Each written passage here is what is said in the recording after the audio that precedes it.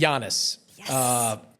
Mark Stein, our friend over at Substack now, he wrote a piece this week where he reported that the Bucks are, as you'd expect, set to meet with Giannis. But the tone of the conversation with Milwaukee, according to Mark, is that they're going to try to sell him on next year being kind of a gap year for this team and being able to retool for the 26-27 season. Now, we talked about that being a possibility for Dallas, given their certain situations. Giannis, though, a little bit different. He's got 2 full guaranteed years left on his contract, so he'd have to make a commitment to the Bucks in order for them to kind of go forward with this type of plan. Wouldn't he? You're not going to... they're not going to let Giannis go into a walk year, I don't think. Do you? I just don't. Does any player ever go into a walk year anymore? I think when you say he's going to have to, you are still going under the assumption that if he doesn't tell them I'm here long term, they should deal him. And I am still under the philosophy that while you have Giannis Antetokounmpo, you keep Giannis Antetokounmpo and you try to do everything you can the whole time to build as good a team around him as you can have. Mm-hmm. And then whenever he walks out the door, for whatever it ends up being that you get back for him, you say, we had Giannis and we won a title. And I'm going to continue to say that while, yes, there's winning and there's misery, Pat Riley. Yes, winning isn't everything, it's the only thing. Thank you, right? The Green Bay Packers. The point is, not everybody wins every year.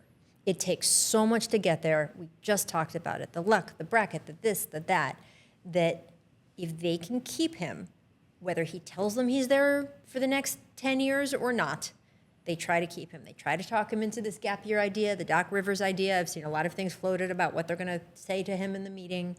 And, hey, Giannis, stay in the East. You never know. Look what happened this year. I don't think they're going to deal him East. I think they watched that blow up with Drew Holiday. And I don't think that there's... They didn't try to let that happen. Portland kind of screwed them over on that one. I don't know. There was not a single soul alive when they made that deal that thought Drew Holiday was going to play a game in a Trailblazers uniform. I'm not sure they believe. In fact, I know they didn't believe he'd wind up in Boston like that. So, that was one of those But maybe you're right. Maybe they learned from that. I don't think that we talk about what front offices can and can't do with Dallas. They cannot trade Cooper Flag away. I think after you have traded away Drew Holiday and had him turn around and beat you for an NBA title and win in his next city, I do not think that you can put Giannis in the Eastern Conference. To have a guy who is that emotionally connected to your city and then to have him come in multiple times a year and rip your heart out is not something I think that they want to do. And by the way, they don't really have to make some wrenching decision. The best offers for Giannis are going to come from the West. Correct. Anyway. So one of the argument points to say to Giannis in that meeting is, if you really want to go, we will trade you, which I think has been their position. But this is where we're going to trade you into. And you tell us, does that put you in so much of a better shot to guarantee you're going to get a title in the next 2 or 3 years? Play that roulette, play that math, play that injury, play that everything else bracket. Or do you want to stay here and see what we can do? And I don't think it's an uncompelling argument. If he wants to go, if it's just more important to him than anything to win a title, I agree with you. I don't think it's likely he wins another title in Milwaukee. But isn't he literally telegraphing that in interviews that he does? He does. That he does what? Well, he talks in podcasts and he talks in some interviews that he believes his career would be disappointing if he didn't win another championship. He said it on his brother's podcast, yes. Right? He goes on Twitter in the middle of all of this chat. And, Did you send him a question? I did not send him a question. That would have been pretty good, though. I almost did. But just keep resending. Do you want to be in Milwaukee? Do you want to be in Milwaukee? Who did he rank as his number one player? Was Wembanyama? Steph Curry. Oh, Steph. Right? Oh, yeah. Of course. Let me fuel those Warriors rumors. We can do a Kuminga sign and trade, right? Where's Bobby Marks? Giannis knows exactly what he's doing, but he hasn't said he wanted to leave. He wants to leave, and I do think there's a difference between if Milwaukee walks in that meeting. And they say, okay, we all know we're at an inflection point. Let's talk about different options. That is one approach. The other approach is, Giannis, we want to keep you. We intend to keep you. If you ask us to trade you, we will trade you because you've done us a solid. It's been a dozen years. You got us a title. But unless you ask us to trade you, this is the path we see forward. That is putting Giannis in a different position than saying, hey, these are our options. Because you are asking him to say to the people of Milwaukee, to say to the team, to say to his teammates, I want to leave. And different guys have different feelings about doing that sort of thing. And I don't know how he's going to feel if he is put in the position to have to say it. I do think that the ace in the hole that Milwaukee has is John Horst and the equity that he has with Giannis Antetokounmpo. I mean, this is a guy that twice has faced, maybe not literal tough questions, but some tough questions from Giannis about the future of this team and responded in ways that have satisfied him. Responded in getting Drew Holiday, giving up all the draft capital. It didn't pay off, but responded in getting Damian Lillard when Giannis knew this team needed a little bit of something else to get over the hump in the Eastern Conference. I think if John Horst, who will have a plan, who will be able to say to Giannis, look, X contract comes off the book here. We can trade this guy for that. You give us one more year. All of a sudden, some of these 2030 draft picks are unlocked. We can deal them in future deals. I think that could have a influence over Giannis. The problem is, though, Rachel, I keep going back to this, guys like Giannis don't get to walk years. When you have a guy with that type of talent, if he's not going to commit to you prior to that final year, you got to deal him. You have no choice. This maybe is where we completely disagree. I could not do what you seem to want the Bucks to do, which is to make Giannis choose with a player option or opting out and going somewhere else. Make him choose that. To me, let's see how the years go, right? Let's see how they actually finish next year. Let's see if he, by the way, can stay healthy, because of the last 3 playoffs, 2 of them, he's been the one who's been injured. Yeah. And I don't think he holds that against the Bucks, and I don't think the Bucks can sit there and say, hey, this isn't on us or our team building here. Let's see how the health goes of the year. By the way, if you get halfway through, and I don't know if they would get there, to your point about Giannis make a commitment, would they keep him on the roster if he walks into that final year as a walk year? If it's not going well at the first half of the season, I know you can't get the same thing for Giannis Antetokounmpo at the trade deadline when he's only got 3 more months on his contract as you can right now. I get it. I understand that. It's significantly different. I get that. However, it's not like you're not getting anything. If you look at a bunch of teams in the middle of a season who think that they are a Giannis away, and by the way, almost everyone thinks they're a Giannis away, and you put them up for auction, then... So you're talking a year and a half then. I'm just saying that the options aren't as limited as as many of the conversations I've heard people say that they are.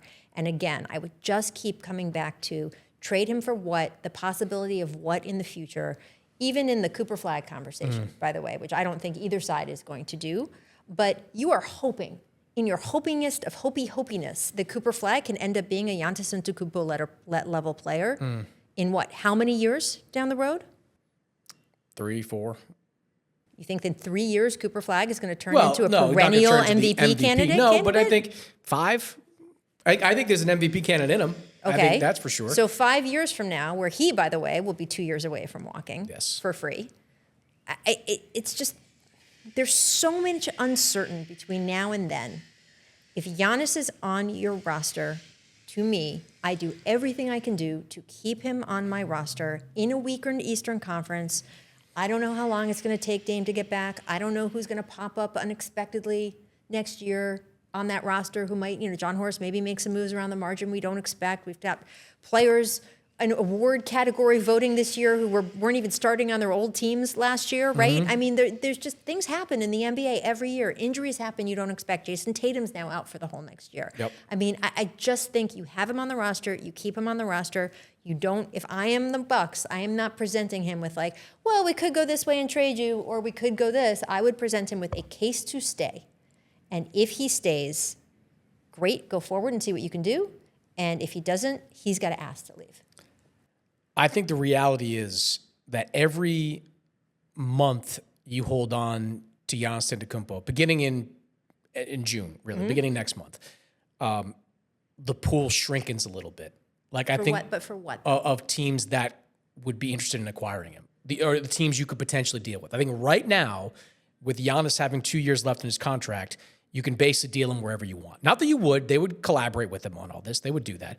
But you could do what Portland did to Damian Lillard, where Dame didn't want to go to Milwaukee, but Milwaukee had the best offer. They dealt him there, and they got a bunch back in return. So if teams really went all out, we think that Houston probably has the most they can offer. I think Houston would be the most interested, invested in going to get him. Yes. And what would they send back to Milwaukee? Everything not named Amen Thompson and Okay, so just do it. What would they say Jalen about it? Green's contract. I think they'd probably like to hold on to Alperen Sengun. I have to look up at the numbers of what they have there, but they could put together a deal that would probably appeal to Milwaukee. Okay, and that and an injured Damian Lillard you are taking into next season, and what kind of team are you going to be? I think you're an average team, but I don't think it matters, right? They don't really control their draft capital. What about the next year? They're not good. Like, What about the next year? depends what you get for draft picks. Like you're getting a bunch of draft picks back in return. That's Okay, no but point. The draft most picks are 18 and 19-year-olds are not even the Cooper Flag that you're describing. maybe Like, not, you're but the still top pick in next year's draft is supposed to be really good too. Like so, great. You're still not. we're so down on picks. I'm not. I'm just saying that this idea that like, oh man, we're not going to win, tear it all up. Yes. Is just such a strange morphing of That's where how we I live are. my life. I get it, and I feel for your wife. Well, I feel for your wife all the time for so many reasons, but this is just one of them. If you ain't winning, you're losing. You're losing, man. I mean, all the little phrases. It's great. They sound good on a bumper sticker. Yes. But it's not how it works. Like you can go decades without winning. You can do everything right and only get one title out of a team that you think is going to go on a dynasty run. Like, it doesn't work this way. It doesn't. We all on paper are like, oh man, tear this up, do this, then they're going to get these picks, and that could turn into this. No one is turning into Giannis Antetokounmpo. But do you think, let me just put a button on it this way. If Giannis is facing free agency and the Bucks do not look like a team that can compete for a championship, do you think that Giannis is going to do what like Dirk Nowitzki did at the end and, just stick with the team that drafted him so he can finish his career? I don't believe that. I don't know. I don't believe that. Look, Nothing he has said makes me believe that. I'm not just going off like guesses. Like he's the one that keeps saying, I got to win championships. Yes. He keeps saying it. Yes, he does. Let's see where we are in a couple years. Let's see what the league looks like. Let's see who's in the West. Let's see where his options are to go when he has the option to go. And by the way, one of those options is now. Yes, he could walk into that offense and say, I want to trade, please deal me. He doesn't have to. But- All he has to do is walk into the office and say, I'm not going to sign an extension. Okay, It's but the same again, thing. But okay, so let's say play it out in the other direction. I just asked you to play it out if they dealt him for the biggest possible package. Yes. If they dealt him for the biggest possible package, they're not winning next year, they're not winning the year after that, they're not winning the year after that, and they're not winning the year after that. Yes. You cannot tell me that a trade with Houston sets them up to win a title in the next 4 years, not with everything else going on in this NBA. No, but if you can get, let's put San Antonio in play, because I think they're in play.